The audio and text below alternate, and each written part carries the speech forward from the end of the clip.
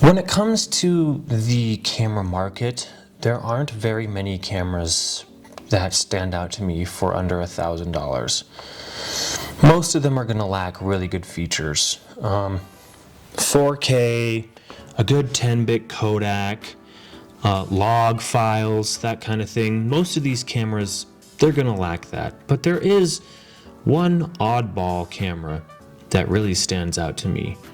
And I've been shooting on it now for almost 5 years now. And it's the Panasonic GH5S.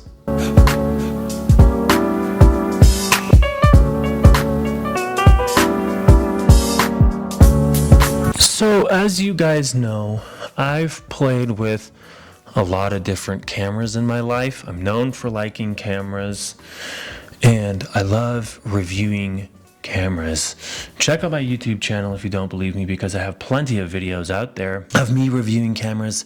Everything from the Canon T3i all the way up to the Red Komodo. I have played with a lot of different cameras, but there hasn't been a camera that has completely changed my workflow. Not like the Panasonic GH5S. Let's talk about why. The first thing that I love about the Panasonic GH5S is the form factor. It is a small DSLR style camera, which is great because I can go handheld and it doesn't bog me down. I can throw it on a gimbal and it's not heavy or anything like that. But at the same time, if I want to rig it out into a proper cinema system, I can do that, and I love that. The fact that it can just adapt to any situation that I need it to, that is really, really, really great. I love that about a camera. Most cameras today are going to have a touch screen, but the GH5S's touchscreen, it's really great. It really, really is. It's very responsive, and the screen itself looks good. It's very clear. It's bright. I can see my image out in broad daylight when it's really harsh. I don't have problems focusing with just the screen.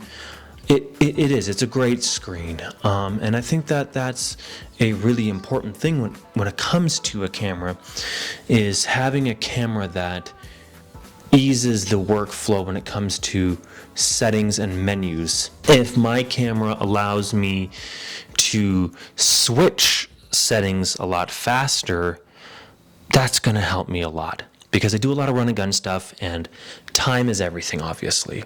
So having a touch screen really does save you like 50% of the time that it would take to change that setting with buttons and dials. So the touch screen on a camera really does matter. Now, for some people it doesn't matter, whatever.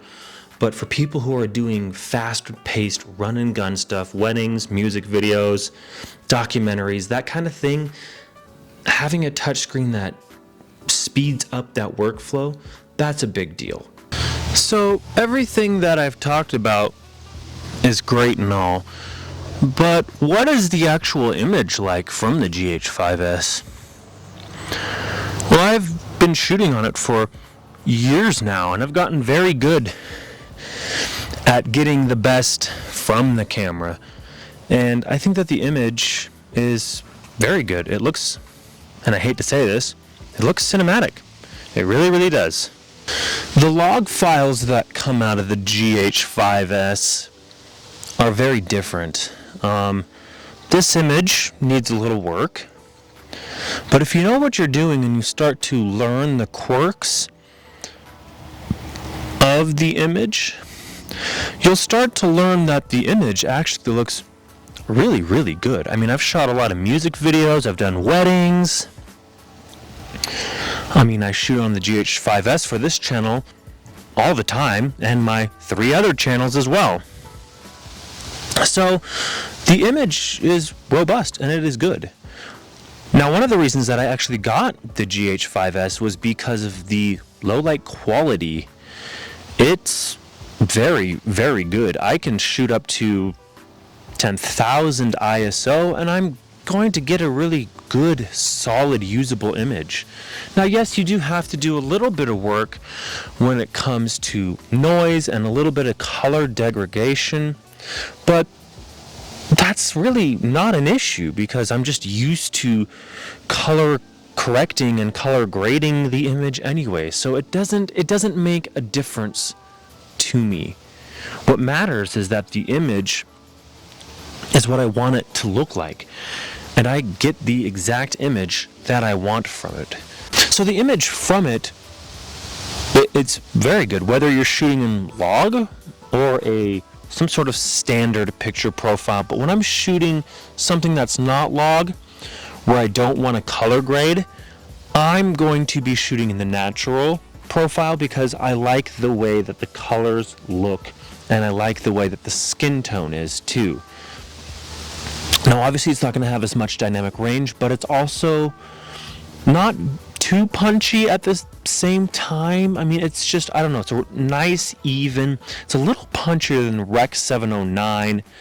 I don't shoot too much on Rec 709. I used to, and then I found the natural picture profile, and I just liked that a lot more. So the image, it's really good, especially when you're shooting in 10-bit.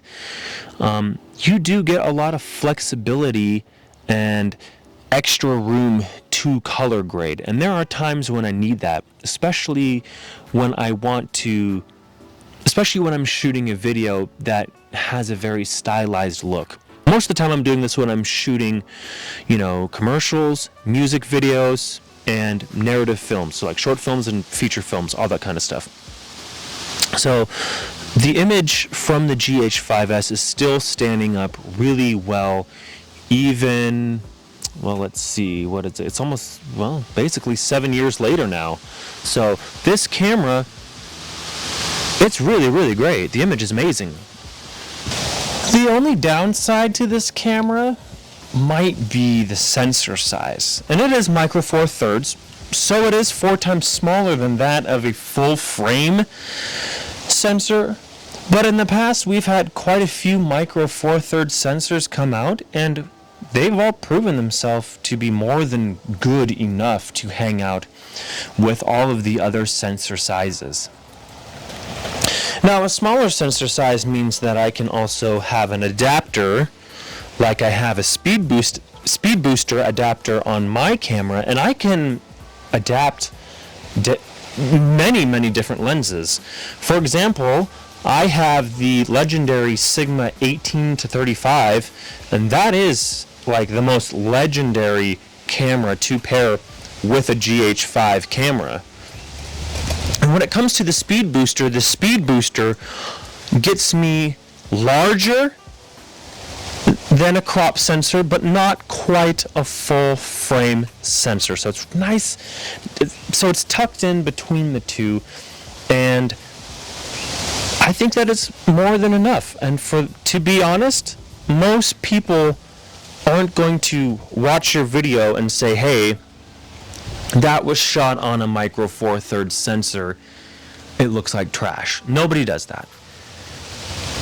Most people are going to look at your video and see if the image quality is good, if the lighting is good, if the colors are good.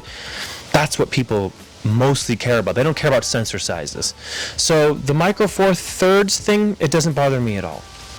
So what is the conclusion to this video? Well, I think that the GH5S is a fantastic camera, and I'm going to continue using it in the future. Now, I've talked about trading in the GH5S for the GH7, which I might do. But for now, I think that this is a great camera, and to be honest, I'd love to get another one. I'd love to get another one because I'm doing more podcasting style work, and having a good long form recording camera is super important because podcasts, as you know, they can run anywhere between 2 to 5 hours.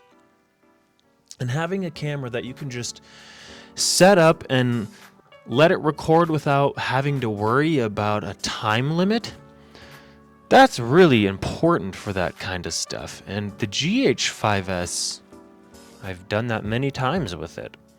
So, no, I don't think I'm going to be getting rid of the GH5S right now. But yeah, in the future, I would love to upgrade my GH5S to that GH7 because that GH7 is dope. And hopefully someday I'll be able to do a video on the GH7. So there's what I think about the GH5S. It is a great camera. And I think for right now, this is probably the greatest camera under $1,000. So yes, I would definitely recommend this camera to anybody who's looking for a very serious video camera with amazing images, great specs, and just an all-around workhorse camera. I can't recommend the GH5S enough for that kind of work.